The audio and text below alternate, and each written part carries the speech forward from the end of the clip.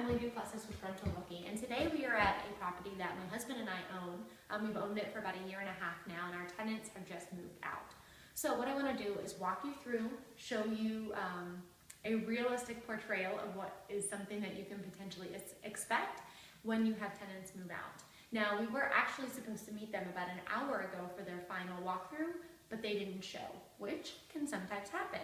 And as a result of them not showing, they left us a key, thank goodness, on the oven, but you will see that the property was not left in the greatest shape after they left, hence probably why they didn't show up for the walkthrough. So if you can kind of come through. Now, I should say before I even get started that when we bought the property a year and a half ago, we knew that it needed some work that we decided to not do. We decided to get it rented as soon as possible and just start getting some cash flow. Because we are making about a 25-26% ROI on the property, we decided to get it rented for a year or more, depending on if the tenant stayed, collect that cash flow, and then be able to reinvest that cash flow back in it whenever we would make the updates.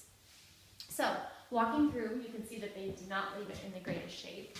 Marks on the walls, there are some stains on the floor, the blinds obviously are dirty. So you can see that they didn't leave it in the greatest shape. Don't mind our daughter. One thing, you can still be a mom and a wife and still a real estate investor. You just bring them along and they sleep. So some of the things that you may expect to find when they don't clean up after themselves: broken lights. If we come into the kitchen, probably one of the worst rooms in the entire property, but you can see that the floors have been left a total disaster. Luckily the cabinets aren't in too bad of shape, the countertops aren't in too bad of shape, which is nice. Although appliances, things will need to be cleaned. And again, you know, one of our expectations that we told them was to leave in order to get their security deposit back, was that they needed to clean the property. Now, one of the mistakes that we made, and I'm going to share that tip with you, is that we also had some issues with them paying late multiple times throughout the course of the last year and a half. And in our lease, one of the clauses that we have states that they pay a fee, a daily fee, for every day that their rent payment is late. And so after everything was added together and all the times that they were late, they had surpassed their security deposit. Now, we had said to them prior to our walkthrough that they were not going to get their security deposit back. So in a sense, in hindsight's 2020, my husband and I have already talked about the lesson that we learned, that next time, even if we're not going to return the security deposit even before we see the property, we're not going to say anything, because had they maybe thought that they were going to get their security deposit back, or some of it, they may have left the property in a better condition.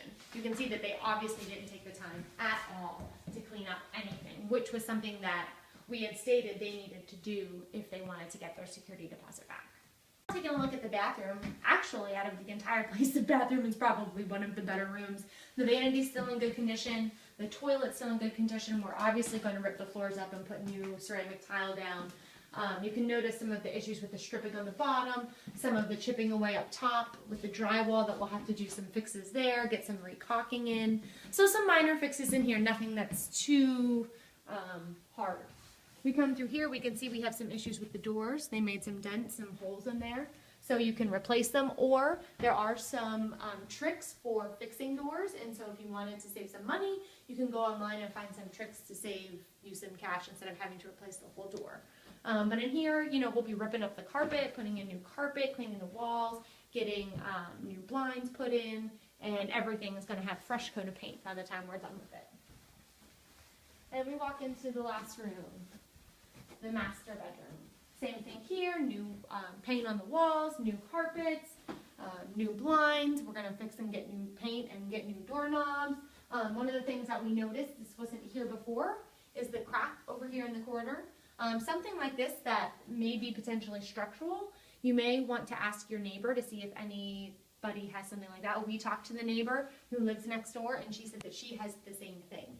And so that's something that we'll have to, now that we've noticed it, get somebody in here and get that checked out to make sure there aren't any leaks or anything like that on the outside coming in.